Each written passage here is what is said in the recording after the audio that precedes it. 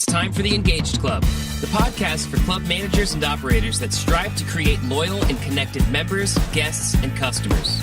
Here are the two guys with the club management and digital marketing advice you need to realize your club's potential. Jim Hope and Roger Kincaid. Welcome to another episode of the Engaged Club podcast. I'm Roger Kincaid. I'm the marketing guy from Off Course Golf, and you can find us online at offcourse.golf. And I'm Jim Hope, and I'm the GM of the Derek Golf and Winter Club. Mr. Kincaid, what's your thoughts on using email as a marketing tool at your club?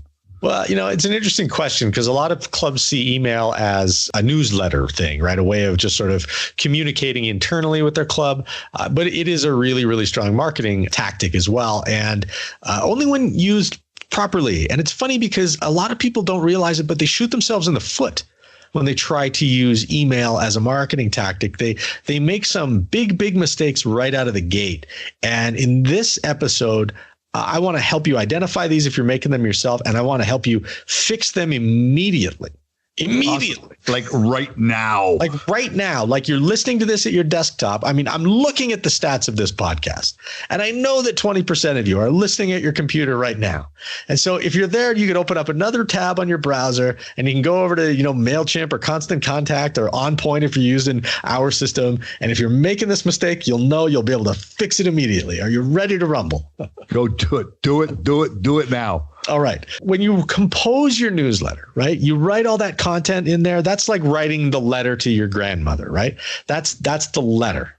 And then you're going to fold that up and you're going to stuff it in an envelope, right? What we're going to focus on here is the outside of the envelope. And there are a couple key components that often get overlooked that are so vitally important, because if that envelope isn't appealing, Jim, it's not going to get opened.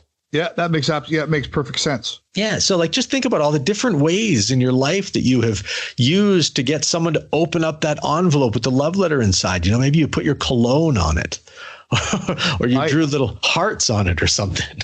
I put lipstick on and I just kissed the outside of the envelope was my tactic. Yeah. And, I got to say, too, man, that's a really weird way to distribute bills to your members. But hey, but they got opened and they got paid.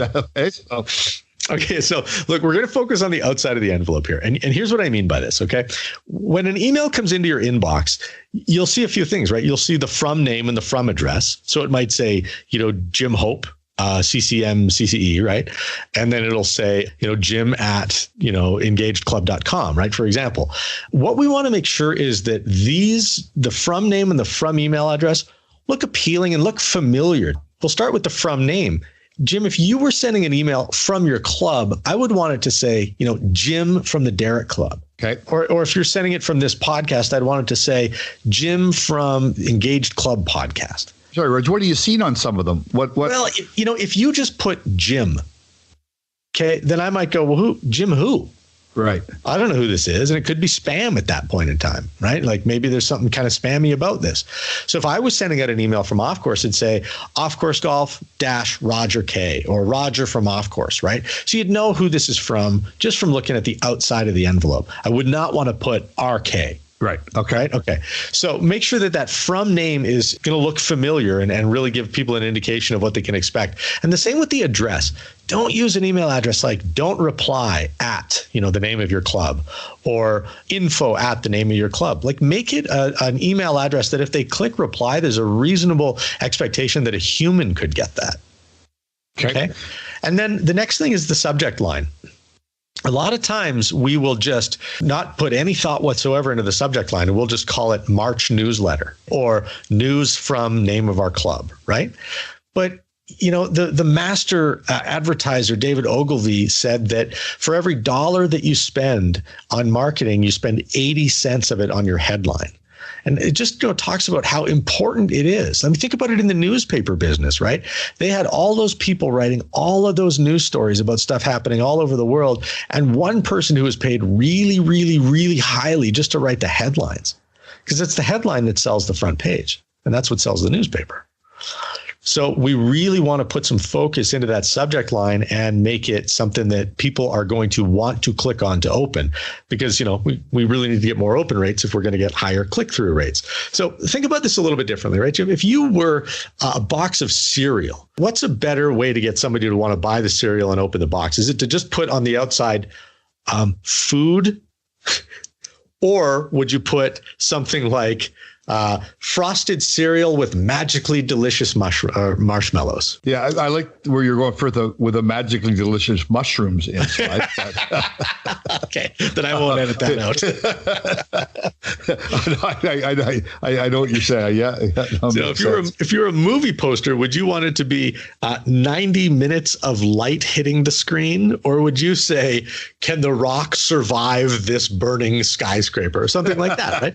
It's like the movie trailer, right? I mean, they do a trailer because they've got a minute and a half to be able to tell you exactly what's happening inside this movie, and it's not boring stuff that they put in that trailer; it's the exciting stuff that's in that trailer. You're right. So, instead of March newsletter, or instead of here's what's happening at the club this month or this week, try to, kind of get a little bit out there with your subject line and do something like, you won't believe what chef is cooking this Friday night. Or, 8 ways you'll be thrilled with what we're doing at the club this month, or something like that. Okay. So just to really recap it then, Jim, and these are all the things that people, overlook that really kind of shoots their email marketing tactics in the foot. Make sure that from name is something that is immediately recognizable and familiar. So for example, Jim from the Engaged Club podcast, right? Make sure that address looks legit, something that they would actually get a response from if they replied to this email. So jim@engagedclub.com. And then make sure that subject line really leads them to want to open up that email. Now, here's the easiest way for you to test this on yourself. Okay. In most email marketing programs, I know in MailChimp they have it. I know in Constant Contact they have it. In OnPoint, which is our email marketing platform, we have it. You can send a test email. So go ahead and send a test email to yourself, and then grab your phone. Okay. And look at it on your phone and see what your email looks like before you even open it. Does it look like something that you would open? If it doesn't, you got some changes to make. But if it does look good, then cool. You're halfway there. Yeah, that's a great idea, because you test it on yourself first before you send out a couple hundred or a couple of thousand of them. Yes. Now, I'm going to give you a quick bonus tip here. And this is something that's actually going to improve your open rates as well. But in most email marketing platforms, there's something called preview text. Okay. And you'll see it at the very top, usually in the top right corner, or maybe just in the very top of your email. And it'll look something like preview text, or it'll say something like, type preview text here. Okay. What you want to do is write in there just another, like a supplemental, sub headline, if you sort of can think about it. So using an example from earlier, your subject line might be, "You'll never guess what chef is cooking up this Friday night." The preview text might be, "I'll give you a hint. It's prime rib and it's amazing." Okay. You can use that preview text to further improve some of your metrics, like your open rate. So there's your free bonus tip here. Awesome. I like that. I like the bonus tip idea too, Roger. Buy one, get another one free. I like that. See, exactly. We're delivering some extra value here. Good work, and if you don't like it, we're going to just send us an email at hello@engagedclub.com. We'll give you a full refund on what you paid for this podcast. Hey, if you want to do something for Jim and I, though, something that we'd love here at the Engaged Club podcast, could you surf over to our website, engagedclub.com, and go ahead and hammer that subscribe button to our brand new YouTube channel? That would really help us a lot. That would make us know you'll love us. Thanks, Roger. That was great information today. Thanks for that, man. This has been the Engaged Club podcast with Jim Hope and Roger Kincaid. Don't forget to subscribe, rate, and review this podcast. If you like what you heard, share it with your fellow club managers and operators. Until next time, thanks for listening.